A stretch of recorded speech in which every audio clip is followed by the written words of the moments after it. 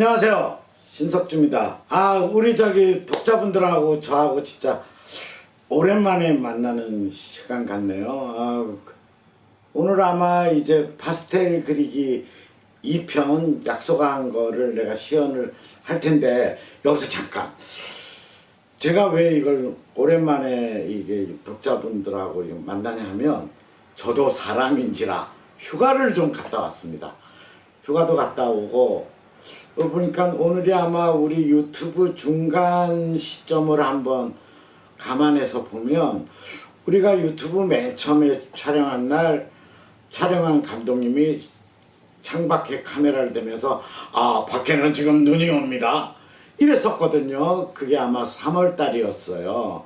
근데 벌써 4월, 5월, 6월, 7월, 8월, 9월이 됐네요.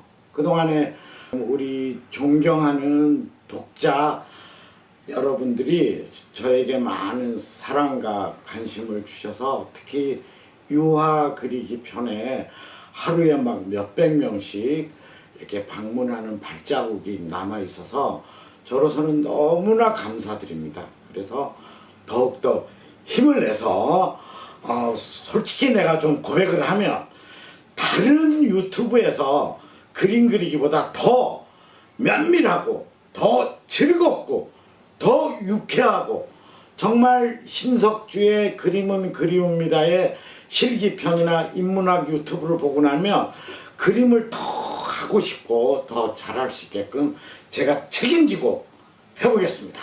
오늘 제가 오랜만이라 좀 떠들어댔어요. 이제 시연을 보여드리도록 하겠습니다.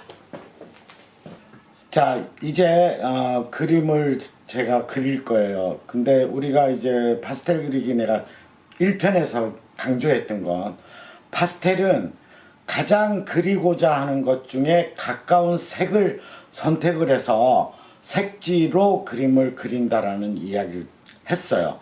그래서 오늘은 강화도의 그 뻘꽃, 그걸 이제 주로 함초라고 하는데, 그 함초를 표현하기 위해서 붉은색의 색지를 제가 선택을 했다라는 걸 강조합니다.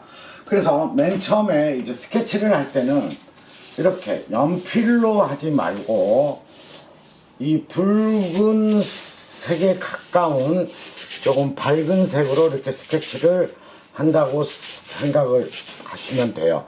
그래서 또한 이 파스텔은 가루로 하기 때문에 항상 위의 것을 완성을 하고 나면 그 그림이 흘러 내리죠. 이 가루가 바닥으로. 그래서 항상 위부터 그림을 그린다. 이렇게 바닷가에 멀리 산이 있고, 여기에 제가 배 한 척을 표현을 할 거예요. 이렇게 배를 그리면 아무래도 바닷가에 있는 것이 느껴지겠죠. 이런 식으로 스케치를 아주 간단하게 합니다. 그리고 이제 처음 하시는 분들은 내가 스케치를 잘못하면 어떡할까, 그런데 그런 고민을 안 하셔도 돼요. 지우개로 지워지거든요. 그래서 파스텔에서 가장 중요한 첫 번째, 위의 부분부터 그림을 그린다. 그럼 이제 하늘을 제가 이제 표현을 해볼 거예요. 그럼 이제 하늘에 가까운 색을 이렇게 여러 가지 색상을 섞어서 쭉쭉쭉쭉 그려 나가는 거예요. 이렇게 그려 나갈 때 이제 주의해야 될 것은, 한 색깔로만 하늘을 그리면 굉장히 진부한 풍경화가 돼요. 다양한 색상으로 이렇게 해서, 우리가 그때 유화편에서 얘기했던 브랜딩 기법, 여기에 여러 가지 색을 조금씩 섞어주는 것도 중요해요. 그래서 이렇게 왼손은 화지를 단단히 잡고 오른손으로 이렇게 문지르는데, 잘 보세요. 한 방향으로만 문지르면 그림이 이루어지지가 않아요. 이 종이 속에다가 내가 색을 집어넣는다는 개념. 이렇게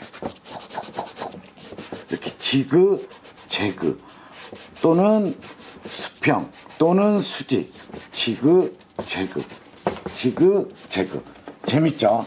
이런 식으로 쭉쭉쭉 만들어 가는 거예요. 그리고 여기서 한 가지 제가 우스운 얘기를 좀 해드릴게요. 재미난 얘기인데, 제가 이제 제자분들한테 이렇게 파스텔화를 가르치다 보면 반드시 나오는 이야기가 있어요. 선생님, 이거 한 장 다 그리면 여기 지문이 없어지겠네요. 그러면 절대 안 해요. 저는 파스텔을 이렇게 큰 그림도 제가 막 50호, 100호도 파스텔을 제 인생에 한 100장은 더 그렸겠죠. 해도 지문 아름다워요. 다 나오니까 그런 걱정은 절대 하지 마세요. 여기에서 한 가지 또 제가 반어법을 좀 표현하면, 노년기 학습자들한테는 지문도 안 없어질 뿐이 아니라 손의 피부가 이 화지에 이렇게 스크러칭 되면서 터치감을 가져다 주기 때문에 아마 제가 의사는 아니지만 혈액순환에도 무지 좋을 것 같아요. 그래서 아마 파스텔화를 많이 그리면 치매도 안 걸릴 것 같아요. 이거는 신석주의 주장이에요. 그래서 이렇게 이제 하늘이 쫙 만들어졌죠. 자, 이제 뭐 하늘이 어느 정도 됐으면 이제 산을 그려야 돼요. 그래서 산은 멀리 있는 거거든요. 물론 여기에서 하늘이 다 됐다고 해서 하늘을 이걸로 끝낸다, 그런 생각은 안 하셔도 돼요. 나중에 전체적으로 또 한번 만질 때 또 들어간다고 생각을 하시면 됩니다. 그리고 이 산, 특히 원경, 멀리 있는 산을 그릴 때 보통 그림을 처음 하시는 분들은 착각하는 요소가 하나 있어요. 산이 실제로 가서 보거나 사진에서 보면 산이 이것저것 다 보이죠. 특히 내가 그리고자 하니까 더욱 선명하게 보이는 경우가 있는데, 그거를 자기 생각에서 버려야 돼요. 즉, 산은 이 주제가 아니기 때문에, 멀리 있는 거기 때문에 너무 자세하게 표현을 하지 않는다를 감안해 주시면 됩니다. 그래서 산도 산이 갖고 있는 여러 가지 요소들이 있겠죠. 그럼 이렇게 해서 손가락으로 하나하나 이렇게 비벼가는 거예요. 이렇게 비벼가면 또한 그림이 이루어지죠. 예. 여기서 더 중요한 것 제가 한 가지만 말씀을 드리면, 산과 하늘이 닿는 면이 칼처럼 끊어지면 안 돼요. 우리의 인간의 시력이 한계가 있잖아요. 그래서 멀리 있는 거는 이렇게 끝이 뿌옇게 핀아웃, 포커스 아웃이 된다는 걸 중요하게 생각을 해야겠죠. 우리 인간의 시각은 우리가 정신력이기 때문에 어느 시각을 자세히 본다 그러면 자세히 보이겠지만, 카메라는 기계이다 보니까 좀 더 멀리 있는 건 이렇게 희미하게 아웃포커스를 시키듯이, 그 다음에 이렇게 산이 멀리 있으면 또 그 산 밑에 멀리 모래사장이 있겠죠. 이렇게. 그러면 그런 것도 하나 쭉쭉쭉쭉 이렇게 또 해주고, 그 다음에 또 멀리 보면 집 같은 것도 있을 거예요. 이렇게. 그러면 집 같은 것도 그려 낼 수가 있겠죠. 이런 식으로 이렇게 쭉쭉. 그래서 우리가 교수님들한테나 어릴 때 우리가 이제 그림을 배울 때 꼭 나오는 이야기가 있어요. 특히 여학생들은 말이야 쓸데없는 걸 다 본다. 그게 뭐냐면 감성이 풍부하다 보니까 멀리 있는 전기의 송신탑까지 다 그림. 우리 그 당시 여자친구가 있었는데 교수님한테 한번 혼난 적이 있어요. 멀리 있는 건 무시해라. 그러한 것이 지금 그림을 그리다 보니까 떠오르네요. 옛 생각이. 자, 그런 식으로 멀리도 이렇게 마을이 있으면 그 마을에 대한 이렇게 리터치가 좀 더 나와야 돼요. 그 다음에 이제 이렇게 했으면 이제 바다를 표현해야 돼요. 이렇게 바다를 표현하는데 이것도 이렇게 쭉 가서 바다를 쫙 멀리. 아주 재밌죠. 요거는 강화도의 바다를 그리는 거거든요. 여러분들 혹시 그걸 평소에 자세히 보신 분들은 잘 알겠지만 저는 요번 휴가를 내 고향 남해바다로 갔다 왔어요. 근데 남해바다는 저는 이제 그림을 그리는 사람이다 보니까 이 우리나라 바다가 다 색깔이 똑같지 않다는 걸 저는 알게 돼요. 즉 동해바다는 바다가 깊기 때문에 푸르게 보여요. 파랗게. 근데 우리 남해바다는 또 그 해초들이 얕게 깔려 있어서 바다가 조금 초록빛으로 보이고, 지금 제가 그리는 강화도 바다는 뻘이 물속에 비춰져서 항상 물이 좀 누렇게 좀 보여요. 그러한 것을 잘 표현을 해줘야 돼요. 그러니까 쉽게 얘기해서 모더니즘적인 거 있죠. 바다는 파란색, 하늘은 파란색, 나무는 초록색. 이러한 짜여진 모더니즘에서 좀 벗어날 필요가 있어요. 그래서 우리 사람으로 표현하면 순이는 파란색, 영이는 빨간색, 이러한 개념을 조금 없애서 순이가 빨간색이었는데 어머 제가 오늘 보니까 굉장히 싱그럽다, 또 푸른색으로 그림을 그릴 수도 있고, 그러한 그 생각의 사고의 발상의 전환, 이런 것도 좀 필요하겠죠. 단 강화도 서해가 갖고 있는 이런 뻘색 느낌의 바다 표현을 한다. 요거는 변함이 없어야겠죠. 자, 이렇게 하면 이제 멀리 있는 바다가, 여기에서 조금 강조를 해야 될 건 산, 멀리 있는 집, 멀리 있는 나무들, 이러한 것들은 별로 중요한 요소가 아니에요. 그래서 자세하게 표현을 하다 보면 나중엔 주객, 주인과 손님이 전도된다라는 말을 하잖아요. 오히려 멀리 있는 풍경을 잘 그리면 멀리 있는 풍경이 가까이 와서 앞에 주제를 망쳐요. 그러니까 이걸로 만족을 하셔야 됩니다. 그렇게 하고 나중에 그림이 완성할 때 다시 조금씩 리터치하면 돼요. 이렇게 원경이 끝났으면 반드시 걸레로 손을 닦아줘야 된다. 자, 그럼 이제 멀리 있는 원경은 어느 정도 해결이 되었어요. 그럼 이제 오늘의 주제, 함초꽃을 그릴 텐데, 함초도 처음부터 자세하게 그리려고 하지 마시고 이렇게 붉은색으로 함초가 갖고 있는 전체적인 이미지업을 그림에다 이렇게 깔아주는 거예요. 굉장히 아주 붉은 빛을.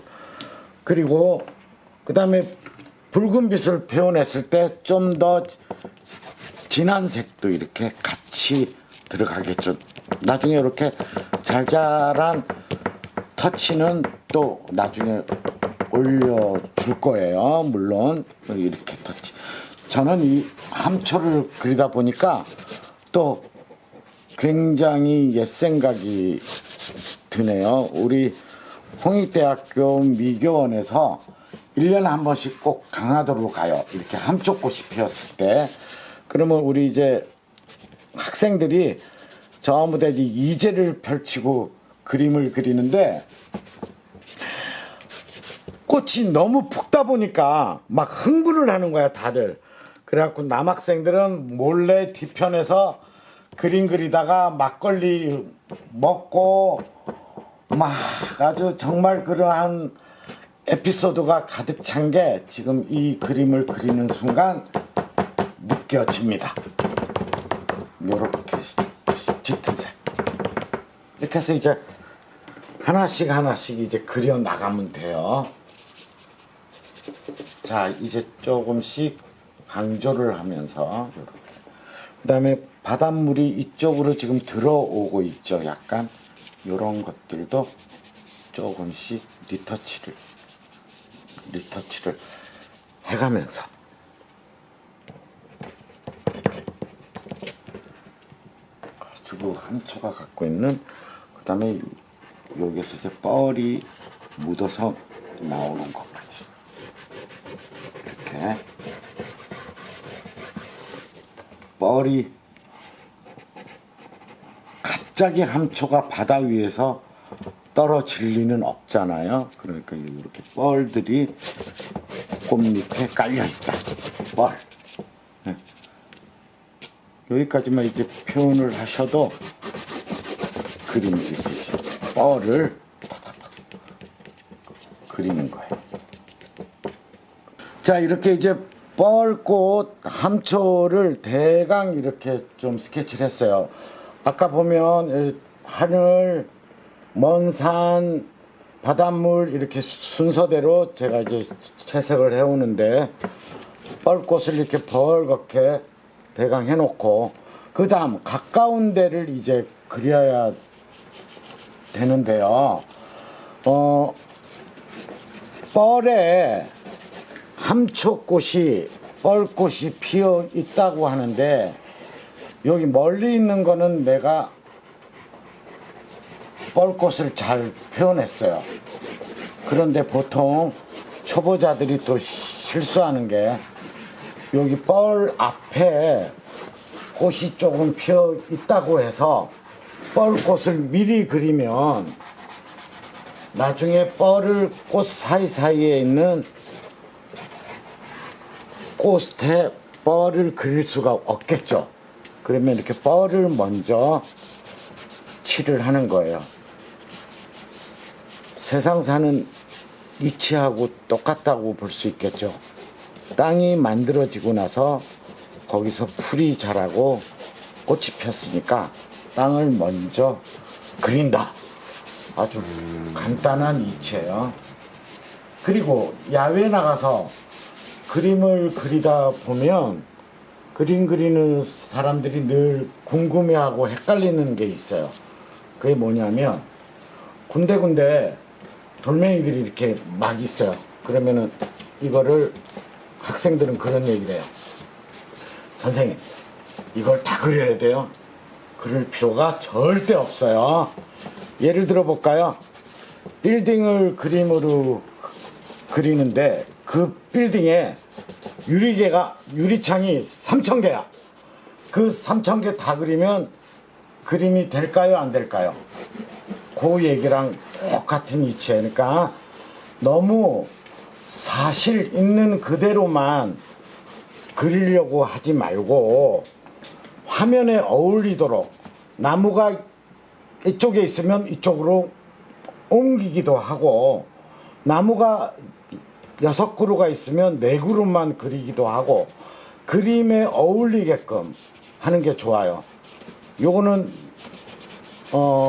제 개인적인 얘기가 아니라 그림을 하는 화가들 전부 다 똑같은 생각을 하고 있어요. 그 유명한 세잔의 그림을 봐도 그 산 밑의 풍경은 똑같지가 않아요. 그런 거하고 똑같습니다.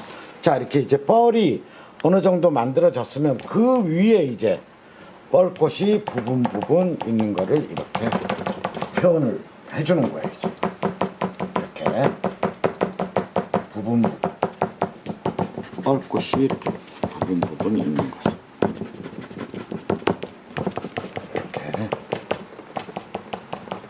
이렇게 이제 뻘꽃을 군데군데 뻘 위에서 이렇게 튀어나온 것들을 그려주는 거예요. 하나하나씩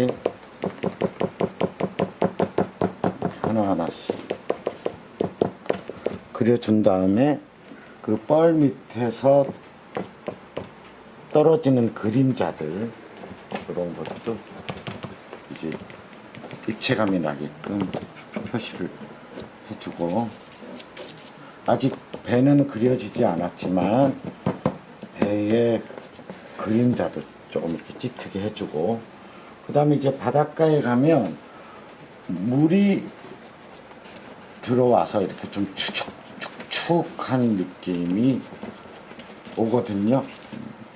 이런 것도 이제 놓치지 말고 이렇게 표현을 한번 해주면 그림이 생동감이 있겠죠. 이렇게 물이 약간 스며 들어온 느낌들 이렇게 대강 그렇게 하고, 이제 더 진한 색으로 조금 구분을 해주는 거 군데 굉장히 중요해요. 이렇게. 그리고 이제 가까이 있는데도 이렇게 감초꽃이 뻘꽃이 이렇게 막 있는 거, 이렇게 하실 때 특히 가까이 있는 걸 표현할 때는 왼손을 화면을 잡고 화면이 움직이지 않게 굉장히 힘있게 이렇게 굉장히 눌려주는 그런 느낌이 그림을 완성하는 데는 좋아요. 왜냐하면 멀리 있는 풍경을 할 때는 부드럽게 문질러 줬다면 앞에 근경은 이렇게 또렷하게 하다 보니까 파스텔 스틱이 마치 이렇게 부러지도록 이렇게 툭툭툭툭 쳐주는 거에 굉장히 중요한 요소가 될 수도 있어요. 이렇게 마치 부러질 것처럼. 자, 이렇게 그렇게 하고, 반드시 이 뻘꽃이 공중에 떠 있는 것처럼 보이지 않기 위해서는 뻘꽃 밑에 이렇게 명암을 넣어줌으로써 뻘꽃이 땅 위에, 즉 뻘 위에 이렇게 있다라는 표현을 반드시 해줘야 되겠죠. 이렇게 빨간색만 찍다 보면 공중에 불풀 날아다니는 꽃잎처럼 보일 가능성이 커요. 자, 이러면 이제 뻘이 어느 정도 되었어요. 이렇게 더 이제 자세히 만지는 건 또 최종 단계에서 하지만 이제 뻘꽃과 뻘의 느낌이 잘 잡혔어요. 그럼 이제 배를 표현해야 되겠죠. 배는 이제 정물화가 갖고 있는 것처럼 구조적인 느낌을 잘 살려내야 돼요. 그래서 배를 표현하는 거를 이제부터 표현을 해보겠습니다. 배도 마찬가지인데 어두운 면을 먼저 들어간다라는 거. 이렇게 어두운 면을 먼저 들어간다. 항상 유화나 파스텔에서는 어두운 쪽을 먼저 한다라는 거를 놓치시면 안 됩니다. 자, 이렇게 어두운 부분을 먼저 그려주는 게 굉장히 중요해요. 어두운 면을. 왜 그러냐면 파스텔이 갖고 있는 화이트 바란스 같은 게 있을 거 아니에요. 그 밝은 색이 굉장히 잘 들어오기 때문에 이렇게 어두운 면을 한 다음에 그 위에 밝은 색은 따라 들어가는 겁니다. 굉장히 이렇게 굉장히 포인트가 되겠죠. 그 다음에 이제 그 부분 갖고 있는 빛 처리.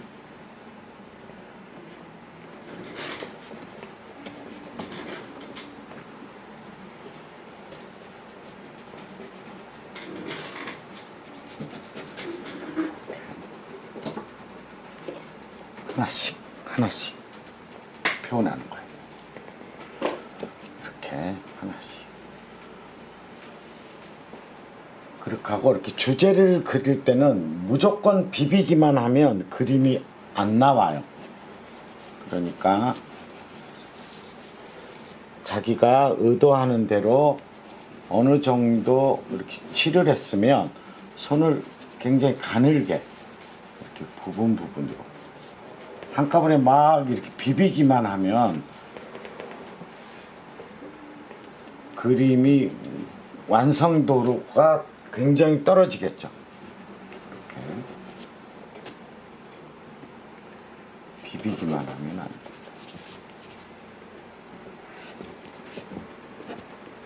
이런 식으로 굉장히 앞에 포인트를 강하게 주고,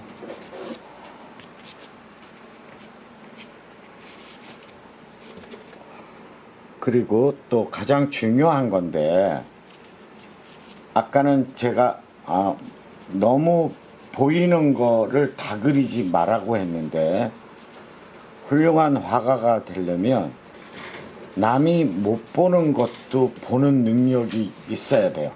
즉 이렇게 그림자 속에 또 그림자가 하나 나오는 거예요.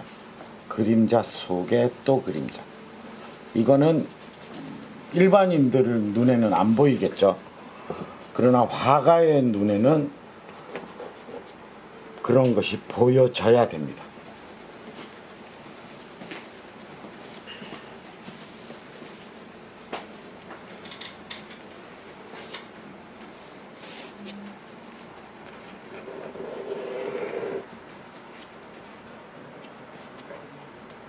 그렇게 하고 빛을 받은 쪽은 굉장히 강하게 떨어뜨릴 필요가 있겠죠. 이렇게.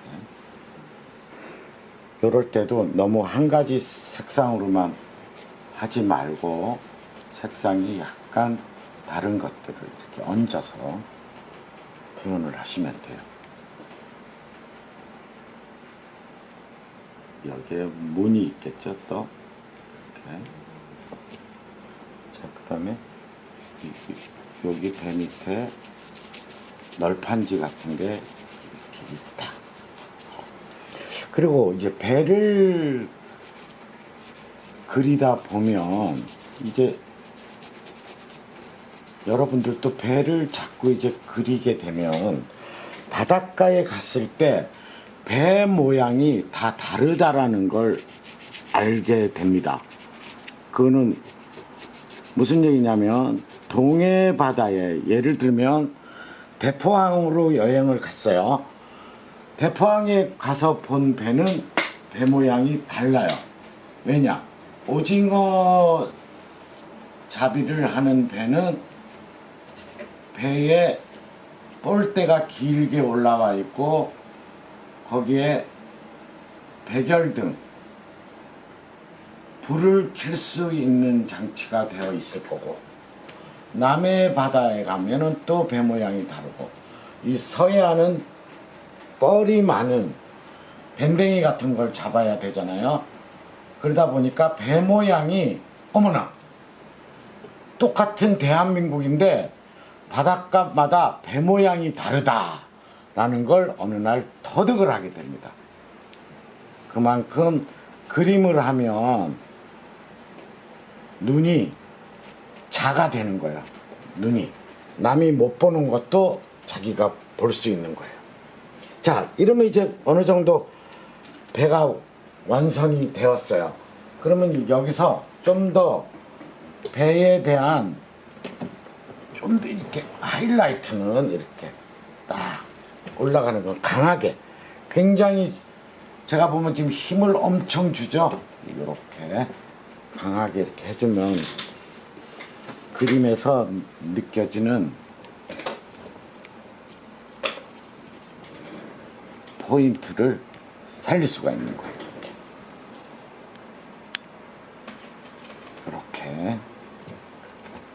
이렇게 하다 보면, 그리고 이제 이 배에서 여기서 이제 밧줄이 나올 수도 있겠죠. 이렇게 밧줄이 나오는 거는 거침없이 한 번에 끊어서 이렇게 하고, 반드시 그림자는 또 밧줄 밑에 그림자를 잘 주면 그림이 생동감이 있어요. 이렇게 지금 여러분들이 이렇게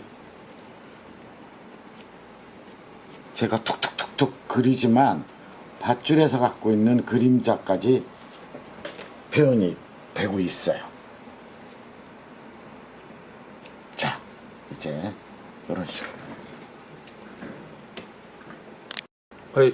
그렇게 하고, 그 다음에 이제 이런 목선에 보면 바닷가 가면 이렇게 녹슨 장면을 목격하게 돼요. 우리가 이렇게 녹슨 것도 군데군데 이렇게 표현을 해주고, 그럼 이제 그림이 어느 정도 다 되었어요. 여기서 조금만 만지면 그림이 다 됐는데, 그러면 여기서 이제 강조해야 될 거를 제가 말씀을 드릴게요. 배를 그릴 때 앞에는 굉장히 다이나믹하게 힘을 줘서 구분을 딱딱 주었어요. 근데 배가 뒤로 갈수록은 제가 터치가 안 가요. 오히려 그렇게 하면서 원근감을 잡아주는 거예요. 배가 앞에 있을 때, 내 시선이 앞에 있을 때 자세하고, 뒤로 가서는 멀어지니까 터치조차도 심하게 하지 않는다는 거, 여기서 가장 중요한 포인트가 될 수 있어요. 자, 여기서 이제 조금 하나씩 더 만지면 그림이 완성된다고 봅니다. 여러분들도 유화하고 파스텔하고 느낌이 같고 제작하는 순서가 거의 같기 때문에 파스텔을 늘 즐겨 그림을 하는 거를 익혔으면 좋겠습니다. 자, 그러면 또 이제 다음 시간에 우리 유화 그리기로 또 만나 뵙기로 해요. 바이바이.